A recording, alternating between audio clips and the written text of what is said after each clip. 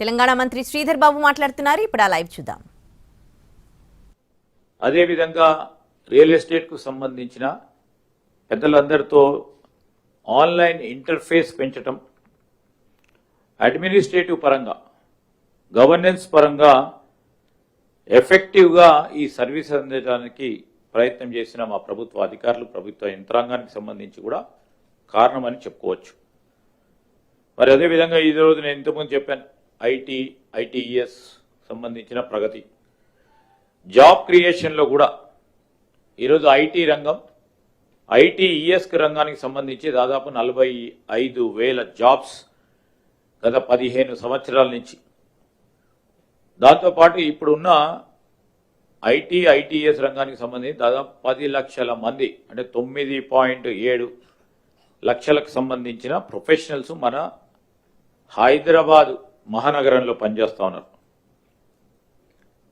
మీరందరూ కూడా చూస్తూ ఉన్నారు, ప్రతి నెల గత 10 నెలల నుంచితో పాటు గత 2 దశాబ్దాలుగా గ్లోబల్ కేపబిలిటీ సెంటర్స్ను మన రాష్ట్రంలో ప్రత్యేకించి హైదరాబాద్లో నెలకొల్పాలని పెద్ద ఎత్తున చాలామంది మల్టీనేషనల్ కార్పొరేషన్ సంబంధించిన వారు ముందుకు రావటం.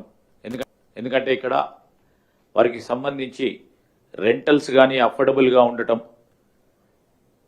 ఈరోజు మొత్తం దేశంలోనే 21% గ్లోబల్ కేపబిలిటీ సెంటర్స్ మన హైదరాబాద్లోనే ఉండటం అనేది, దాంట్లో ఈ మధ్యలో కూడా 2024 స్టాటిస్టిక్స్ కూడా చెప్తా ఉన్నాయి, పెద్ద ఎత్తున ఎక్కడ గ్లోబల్ కేపబిలిటీ సెంటర్స్ వచ్చాయంటే హైదరాబాద్లో వచ్చాయని కూడా చెప్పడం జరుగుతూ ఉంది.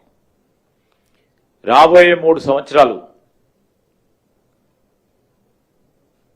దాదాపు 34 నుంచి 37 million square feet office space పరంగా ఐటీఎస్ కంపెనీస్, దాంతోపాటు గ్లోబల్ కేపబిలిటీ సెంటర్స్, దాంతోపాటు ఇక్కడ లీజ్ కావాలని కోరే ఇతర రీటైలింగ్ కానీ ఇతర మ్యానుఫ్యాక్చరింగ్ సెక్టర్ సంబంధించిన వారు 34 మిలియన్ స్క్వేర్ ఫీట్ కావాలని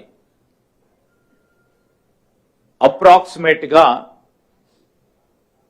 కొంతమంది నివేదిక ఇస్తా ఉన్నారు. దాంతోపాటు వారికి కావాల్సింది 1,30,000 రెసిడెన్షియల్ యూనిట్స్ కూడా అవకాశం ఉంది అని చెప్తా ఉన్నారు. లీజింగ్ మార్కెట్కు సంబంధించి ఈ సంవత్సరం 71% ఇయర్ ఓవర్ ఇయర్ పెరుగుతా ఉన్న సందర్భంలో మనము 2024 ఫస్ట్ క్వార్టర్లో పెద్ద ఎత్తున లీజింగ్ స్పేస్ని తీసుకోవటం కంపెనీస్ ద్వారా చూశాం. అదేవిధంగా ఈ 2024లో న్యూ బిల్డింగ్ పర్మిషను, లేఅవుట్ పర్మిషన్కు సంబంధించి దాదాపు 22% పెరిగింది. 22% కొత్త భవన నిర్మాణ కార్యక్రమంలో లేఅవుట్ పర్మిషన్స్ ఇవ్వటం జరిగింది. అదేవిధంగా ఈ 2024లో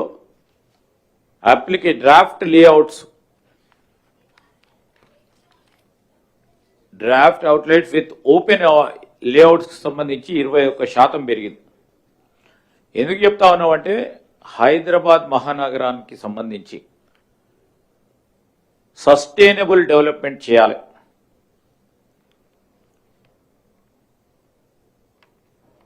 సిటిజన్కు సంబంధించి మన నగరంలో ఉంటున్న వాళ్ళందరికీ క్వాలిటేటివ్ లైఫ్ ఇవ్వాలని,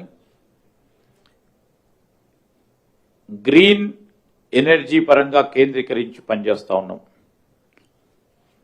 కేంద్ర ప్రభుత్వం స్మార్ట్ సిటీస్ రూపేణా వచ్చిన దాని పరంగా మన స్మార్ట్ సిటీస్ను ఇంప్రూవ్మెంట్ చేయాలని మనమందరం కూడా చూస్తూ ఉన్నాం. హైదరాబాద్ కేవలం ఒక మోడర్న్ ఎమ్యూనిటీస్తో పాటు మనకున్న సాంస్కృతిక హెరిటేజ్ను ముందుకు తీసుకెళ్లే ప్రయత్నంలో ప్రతి ఒక్కరికి కూడా ఒక అనువైన ప్రాంతంగా ఎవరైనా ప్రపంచ దేశాల్లో కూడా ఇక్కడికి వచ్చి స్థిరపడాలని ఆలోచన చేస్తూ ఉన్నారు. మొన్న ఈ మధ్యలో కొద్ది రోజుల క్రితమే ఒక ప్రధానమైన సంస్థ ఏదైతే నగరాలకు సంబంధించి రిపోర్ట్ ఇస్తుందో,